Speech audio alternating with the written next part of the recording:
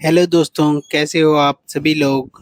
आशा करता हूँ आप सभी लोग बढ़िया होंगे और मैं भी आप सभी की दुआ से एकदम मस्त हूँ।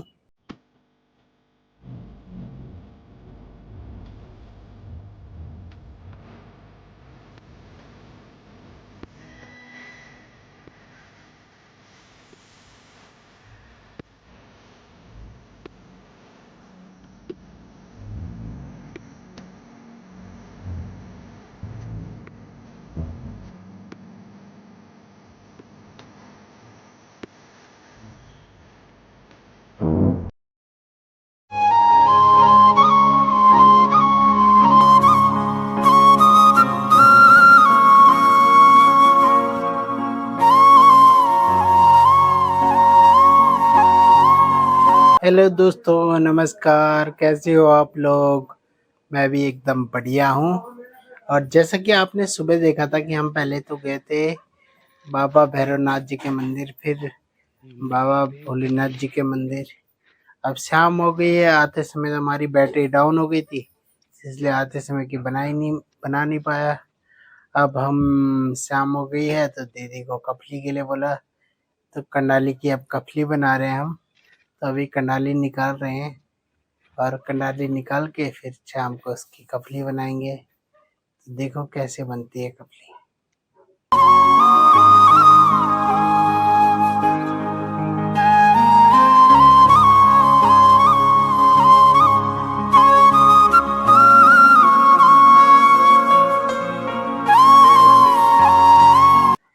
कंडाली निकालते समय अब देखना पड़ता है कि हमें सिर्फ कंडाली के ऊपर ऊपर की टहनियाँ निकालनी होती है, नीचे वाली सख्त हो जाती है तो उसमें स्वाद नहीं आता, सिर्फ ऊपर की टहनियाँ निकालनी होती है।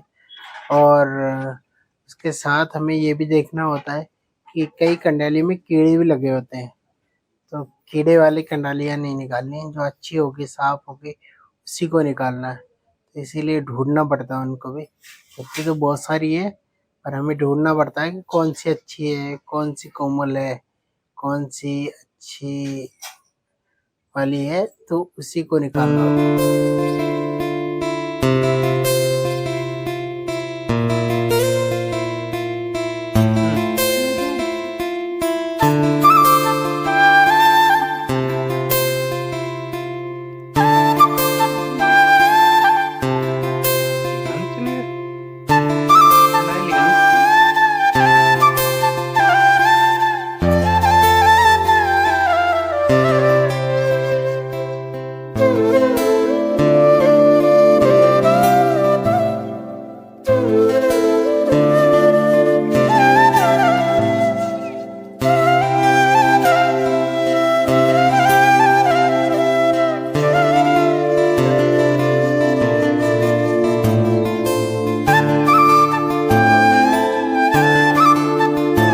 कंडाली तो हमने काट ली है और ये गांव का दृश्य है। देखिए जैसे लोगों ने आग जला रखी है। खेतों में जब घासें हो जाती है तो उसको जलाने भी पड़ता है। और ये सामने घर है दीदी लोगों का है।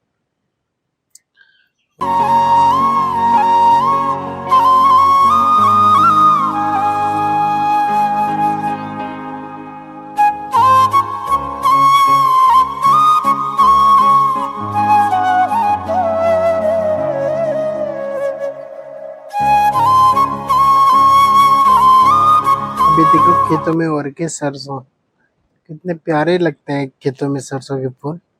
और अभी हम घर जा रहे हैं और ये सामने से उठाया हमने कि जो एक कफली होती है कंडाली की, ये थोड़ा गर्म होती है तो इसमें एमल्डू एक खट्टापन होता है उसमें, वो डालना होता है तो उससे थोड़ा गर्माहट उसकी कम हो जाती है कंडाली की कफली में। और दीदी लोगों ने धनिया लगा रखी है और वो लेकर आए हैं तो कफली बनाएंगे उसकी। तो देखते हैं कैसे बनती है कफली उसकी, और आप सब देखिए, कमेंट करिए।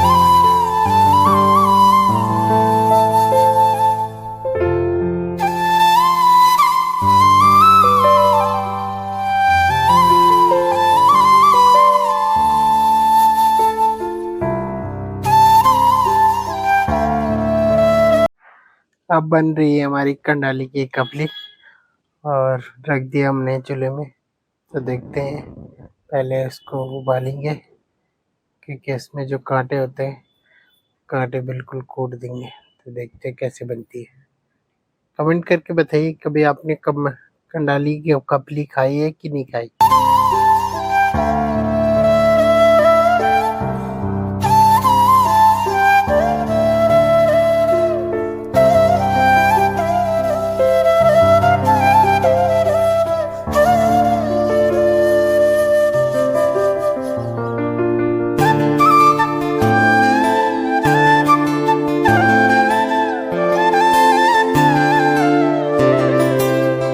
और ये वाला डॉगी जो है ये मोती के जैसे दिखता है। अगर आपने हमारी वीडियो पहले भी देखी होंगी तो हमारे पास भी ऐसे एक डॉगी था जो दीदी के यहाँ दे दिया था हमने। यहाँ पे दिक्कतें होने लगी थी इसलिए, पर वैसे ही है, ये भी गांव का है और बड़ा प्यारा डॉगी। और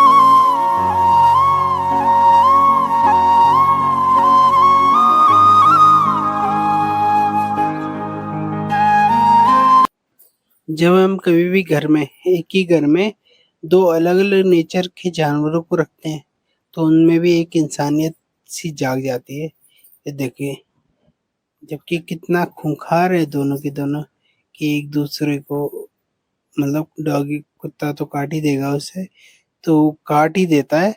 पर देखो जब एक साथ रहने लग जाते हैं तो कोई किसी को नुकसान नहीं पहुंचाता ना। कुत्ता, बिल्ली तो खैर पहुंचा ही नहीं पाएगी बेचारी, पर कुत्ता नहीं पहुंचा पाता उसको। तो ये होता है एक साथ मिलजुल का नतीजा।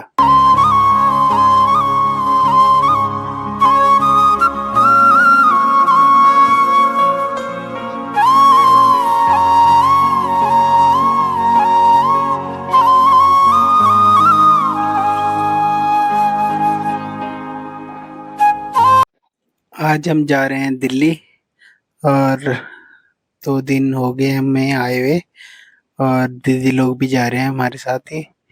मैंने कहा अभी छुट्टियां पड़ रखी हैं गोलू वालों की तो उनको भी घुमा के ले आए। और दीदी की भी थोड़ी तबीयत खराब थी तो उसको भी थोड़ा डॉक्टर के पास दिखाना था, तो उसे भी डॉक्टर के पास दिखा देते हैं। और ये 2 लड़के हैं वहीं उनके गांव के।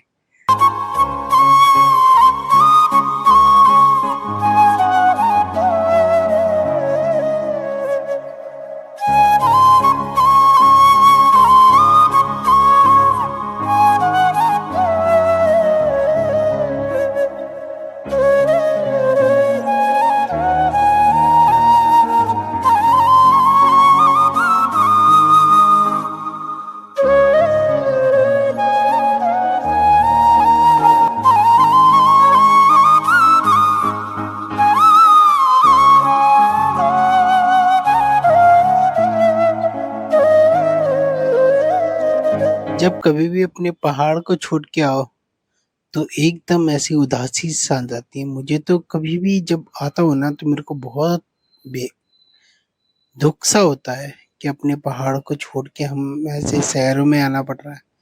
मजबूरी है नौकरी की, रोजी रोटी की।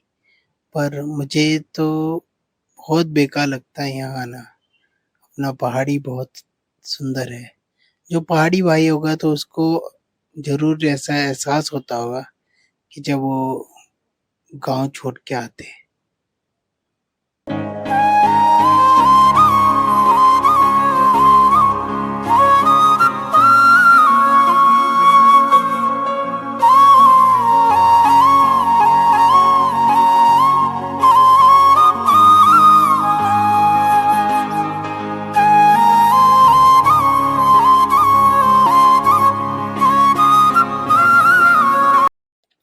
अब हम पहुंच चुके हैं देवप्रयाग।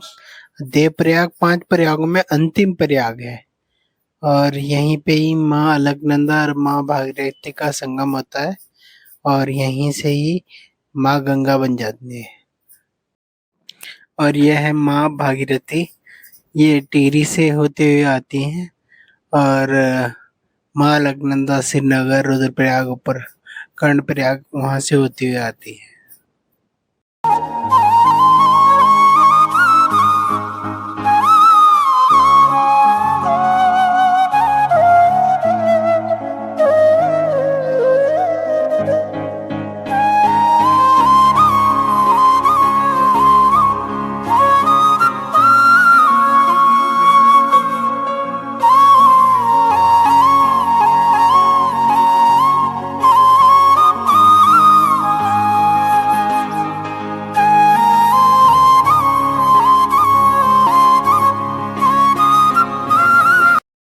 और यहाँ पे माँ अलकनंदा और माँ भागीरथी का संगम होता है और बहुत सारे श्रद्धालु लोग यहाँ पे आते हैं और फोटो खिंचाते हैं और कुछ जो श्रद्धालु होते हैं वो नीचे तट पे जाके स्नान भी करते हैं।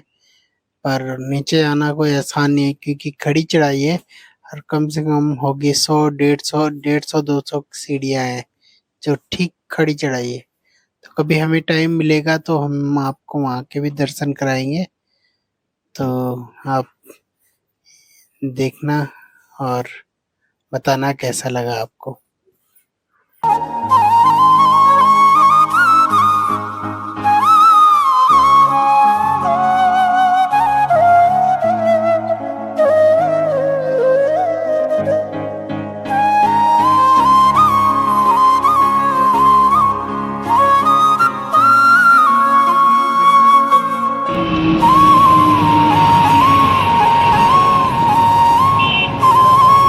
अब हम पहुंच चुके हैं तीन धारा। तीन धारा में क्या होता है, बस जो लंबी रोड से आती है कर्णप्रयाग रुद्रप्रयाग से, तो दिन का नाश्ता कराने के लिए जैसे 9-10 बजे तो सुबह का नाश्ता वो यहीं तीन धारा में करवाते हैं। यहाँ पर नाश्ता नुश्ता करेंगे उसके बाद